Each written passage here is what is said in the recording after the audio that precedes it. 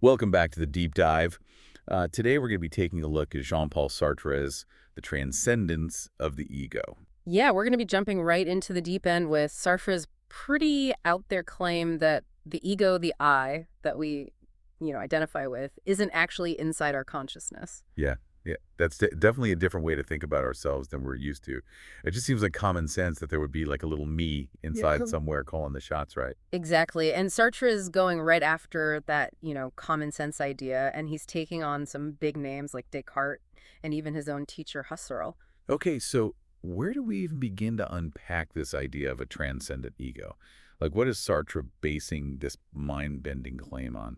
Well, it all comes down to how Sartre views consciousness. He sees it as absolute, basically a self-contained force that's spontaneous and doesn't rely on anything outside of itself, including an ego. So you're saying there's no little guy in our minds pulling levers, but if consciousness doesn't have this I at its center, wouldn't that make it kind of empty, like a blank slate or something? Not at all. It's actually the opposite. Consciousness is super active, always interacting with the world. The important thing is that this activity doesn't come from a central I that's organizing everything. That only comes in when reflection enters the picture. Reflection. Okay, I think I'm starting to get interested now.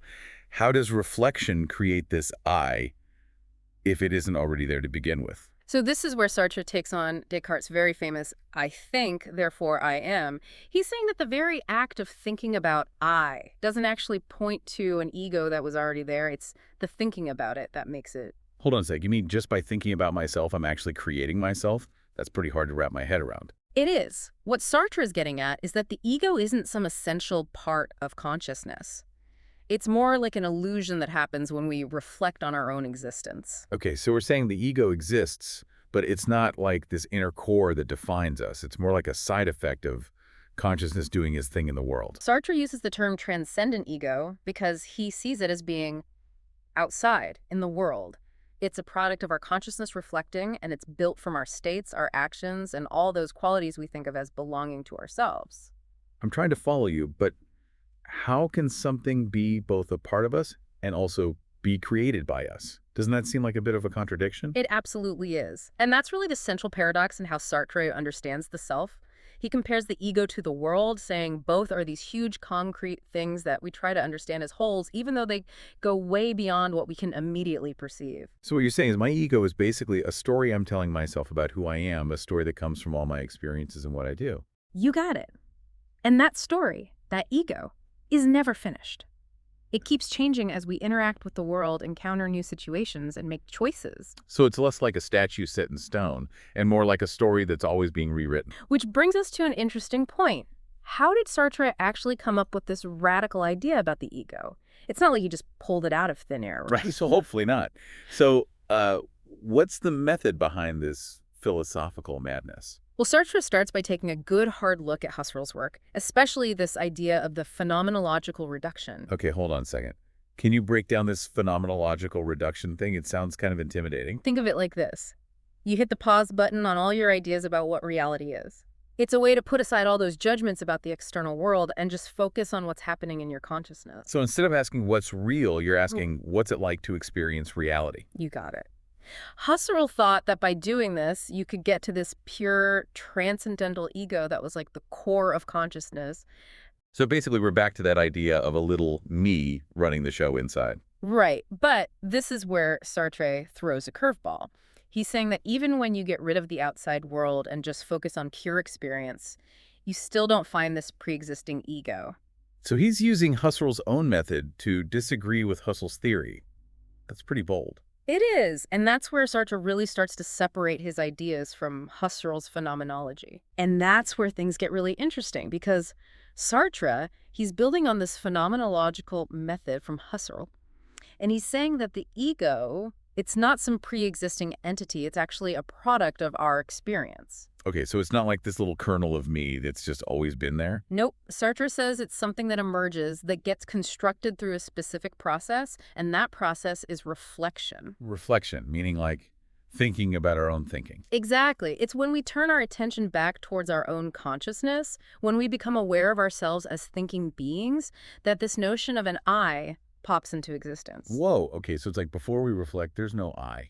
Well, it's not that simple. Consciousness is always there, But that sense of a unified self, that's what emerges through reflection. So we're basically conjuring up our own selves all the time. You got it. Sartre, he literally uses the term sorcerer to describe this human tendency, this way we create these objects that explain our experiences, and he calls them transcendent objects. Transcendent objects, that's a fancy way of saying. It means these objects are not directly given in our experience. We construct them through reflection, and guess what? The ego is one of them. So the ego is like a magical creation. He does use that word magical, and I think it's to emphasize the kind of unique relationship between consciousness and these objects. Okay, so we're saying the ego is transcendent and we create it through reflection, but what does that actually mean? It means it's not some solid thing sitting in our heads. It's more like a construct, a way of organizing and making sense of our experiences. But if it's not a thing, does that make it less real? Like less real than a table or a tree? That's the million-dollar question, and Sartre, he doesn't shy away from it. He really wrestles with the nature of this transcendent object. So he's not saying the ego is an illusion. Not exactly. He acknowledges it clearly has an impact on our lives. It shapes how we see the world, how we interact with others, how we make choices. So it's real in that sense, but not real in the way we usually think of real. Right, he's saying it's not a substance, not a thing in itself like traditional philosophy might say. It's more like a unifying principle that we project onto our experience. So like a lens through which we view everything. That's a great way to put it. It's the story we tell ourselves about who we are, the narrative that binds all our thoughts, feelings, perceptions together. The ego is storyteller. I like that. And like any good story, it's subject to change, to revision. It's not static or fixed. So are we saying there's no such thing as a true self then? Sartre doesn't deny that we have a self, but he challenges the traditional notion of it being this fixed, predetermined entity. It's starting to sound like his later ideas about existentialism, that whole we are our choices thing. You're picking up on a crucial connection there, because this idea of the ego as a transcendent object, it lays the groundwork for those later ideas about freedom and responsibility. Because if the self isn't fixed, then we have the power to shape it. That's where Sartre's philosophy gets really exciting. It's not just about describing the world. It's about empowering us to take ownership of our own lives. I'm already feeling like I need to rethink everything I thought I knew about myself. But how does this ego construction actually happen? Well, Sartre, he gets pretty specific about it. He talks about 3 types of transcendent entities that are involved in this process: states, qualities, and actions. Okay, break it down for us. What are these states he's talking about? Think of states as like the most immediate aspects of our experience: emotions, feelings, moods, that kind of thing. So if I'm feeling anxious right now, About properly understanding Sartre, perhaps. maybe just a little bit. So that anxiety, that's a state. Precisely, and Sartre says it's not just some internal feeling, it's an object that we grasp through reflection. So by thinking about my anxiety, I'm turning it into a thing. In a way, yes. It's like by reflecting on it, you're constituting it as an object outside of your immediate consciousness. That's wild. And these states, they're not just caused by consciousness in a simple way, right? Right, Sartre's very careful about this. He uses this word magical to describe the relationship. Hold on, magical. Are we talking about actual magic here? No, not in the literal sense, but he's trying to capture the kind of unique creative process that's involved. So it's not just cause and effect, there's something more going on. There's this spontaneity, this creative spark in the way consciousness brings about these states. Okay, so we've got these states, these feelings and emotions that we turn into transcendent objects through reflection. What about these qualities? Qualities are like the building blocks of our personality. Think of traits like generous, courageous, or, maybe a bit too obsessed with Sartre. Hey, I resemble that remark. But these qualities, how are they formed? Sartre says they come about by unifying multiple experiences of states. So if you've felt generous on many occasions, you start to see yourself as a generous person. So it's like building a bigger picture from all those individual moments. Precisely. But here's the catch. Even though they seem like enduring parts of us, these qualities are still transcendent. Meaning we still construct them through reflection. They're not just there. Exactly. And just like states, they can change over time. We're not stuck with them forever. Okay, so states and qualities, both transcendent, both contributing to this ego construction project. What about actions? Where do they fit in? Actions are where things get really interesting, because this is where Sartre starts to lay the groundwork for his ideas about freedom. I knew we'd get to freedom eventually.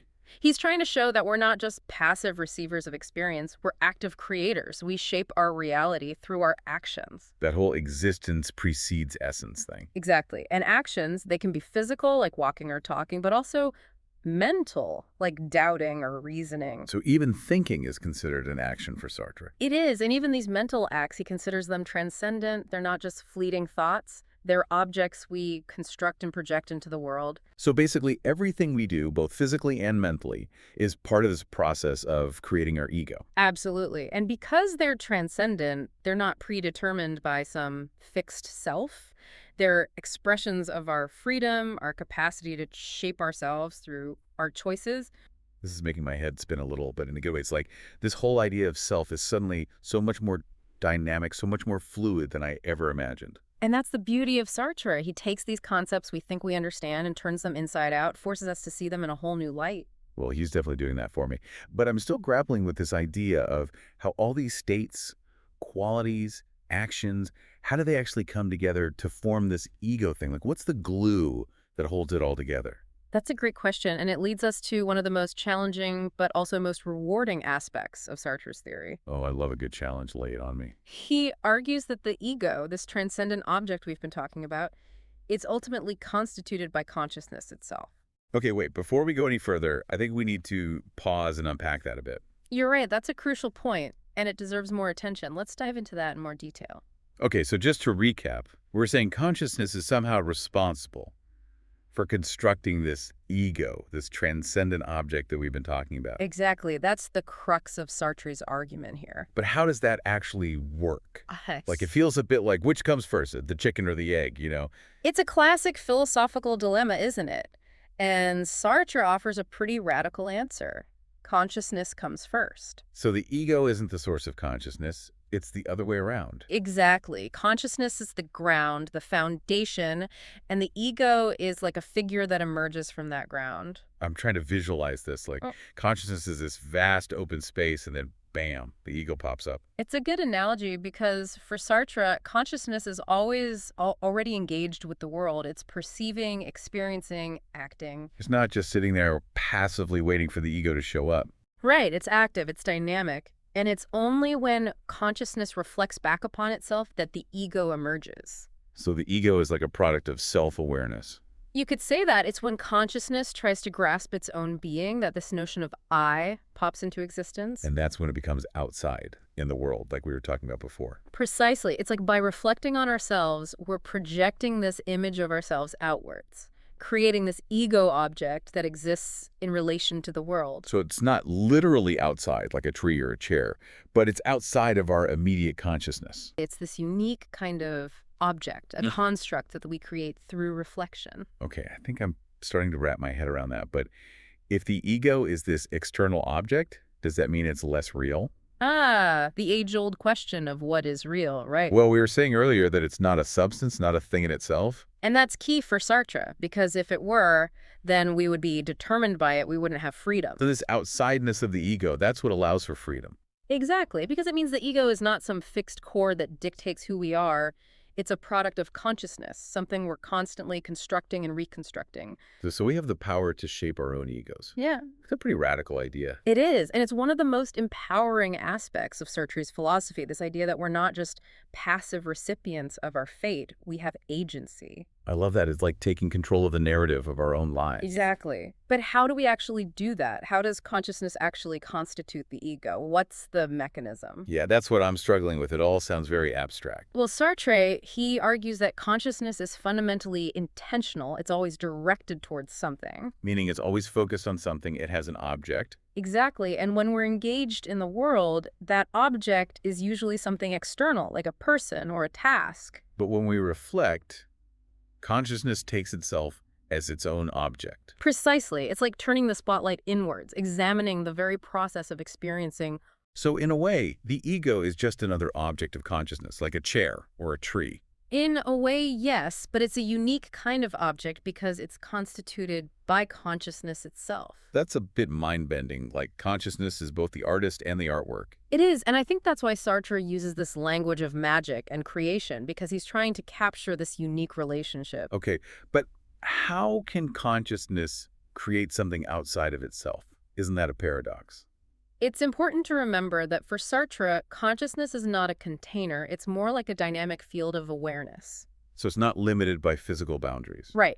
It's constantly extending outwards, engaging with the world, and creating meaning, and the ego is one of the ways it structures that experience. So the ego is like a tool that consciousness uses to make sense of itself. It's a way to create a coherent narrative out of the chaos of experience, a way to give our lives a sense of continuity and meaning. But if it's just a narrative, a story we tell ourselves, does that mean there's no such thing as a true self? That's a question that philosophers have been debating for centuries, and Sartre doesn't offer a simple answer. So is he saying we're all just making it up as we go along? He wouldn't say it's meaningless or arbitrary, but he does argue that there's no pre-existing essence, no blueprint that determines who we are. So the self is something we create through our choices and actions. And that's both a liberating and a daunting thought, because it means we have the freedom to shape who we are, but also the responsibility. That's where his ideas about anguish and bad faith come in. If there's no God to tell us who we should be, then we're constantly faced with the burden of choosing, and that can be anxiety-provoking. It's like being thrown into the world without an instruction manual. But it's also exhilarating, because it means we have the power to create our own meaning,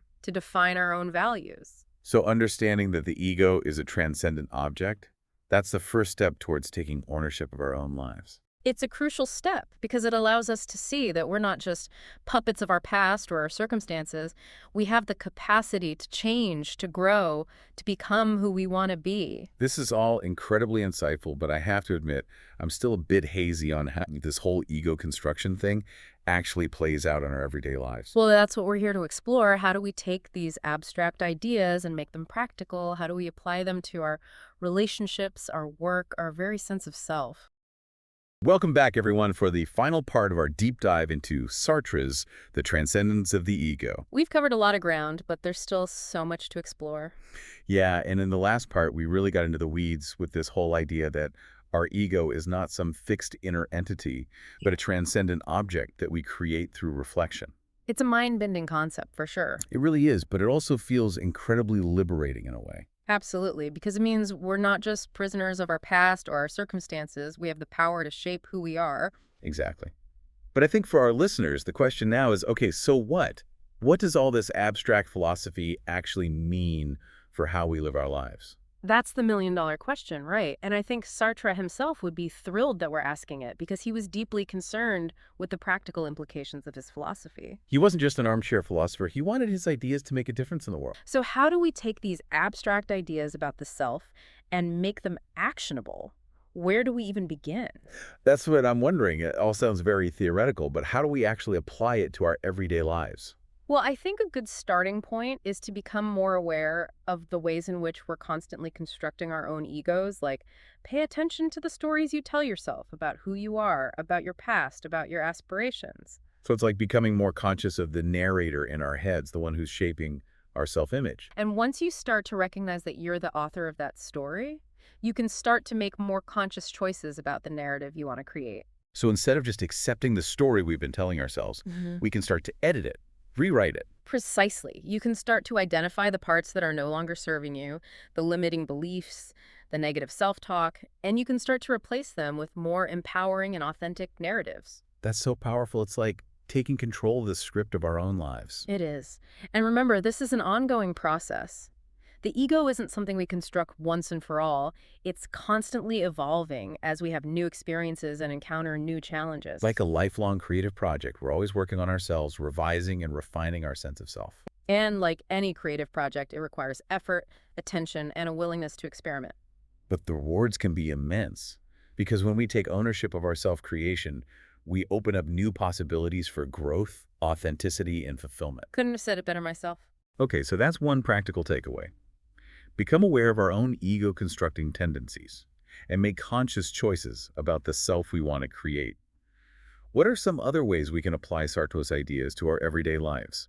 Well, another key insight from The Transcendence of the Ego is the role of the other in shaping our sense of self. Right, that idea that we come to understand ourselves, in part, through the eyes of others. And that can be both a powerful and a challenging thing because it means we're not entirely in control of our own self-image. It's like other people are holding up mirrors to us, showing us different facets of ourselves. And those reflections can be both illuminating and distorting depending on the other person's perspective and our own willingness to see ourselves clearly. So how do we navigate this complex interplay between our own self-perception and the perceptions of others? I think the key is to become more conscious of the ways in which we're both influencing and being influenced by the people around us. It's a two-way street. We're projecting images onto others, and they're doing the same to us. And often, those projections are clouded by our own biases, assumptions, and insecurities. So we're not always seeing each other clearly. We're seeing each other through these filters of our own creation. Right, and that can lead to misunderstandings, conflicts, and missed opportunities for genuine connection. So how do we break out of those patterns? How do we start to see each other more authentically? I think it starts with cultivating a sense of curiosity and openness. Instead of assuming we know who someone is, we can approach them with a genuine desire to understand their perspective, their experiences, their values. So it's about approaching each other with less judgment and more empathy. And that requires us to step outside of our own egocentric perspective and to really try to see the world through the eyes of another. It's not always easy to do, but it sounds like it's worth the effort. It is, because when we can see each other more clearly, we can connect on a deeper, more meaningful level. And that's something Sartre believed was essential for human flourishing. It was like by recognizing the humanity in others, we're also recognizing our own humanity. Beautifully put. And I think that's a key takeaway from Sartre's philosophy. Even though we're all individuals, we're not isolated. We exist in relation to others. And those relationships are what give our lives meaning and purpose. So by understanding the role of the other in shaping our sense of self, we can become more intentional about the kinds of relationships we want to cultivate.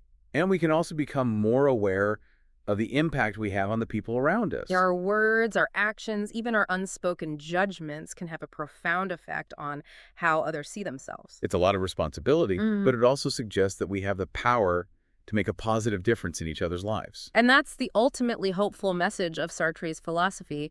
Even though we're thrown into a world without predetermined meaning, we're not alone, we have each other, and through our interactions, our struggles, our shared experiences, we can create meaning together. That's a beautiful sentiment, and I think a perfect way to wrap up this deep dive into Sartre's The Transcendence of the Ego. We've covered so much ground, from the nature of consciousness to the role of the other, and it's all connected back to this central idea of the ego as a transcendent object. It's a complex and challenging concept, but I think it's also incredibly empowering because it suggests that we're not just passive observers of our own lives, we're active creators. We have the freedom to shape who we are, but also the responsibility to use that freedom wisely.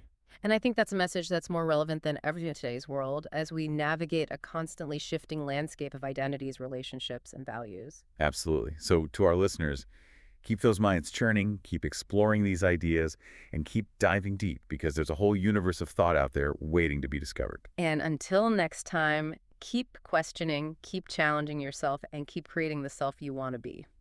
That's all for this deep dive into the transcendence of the ego. Thanks for joining us, and we'll see you next time.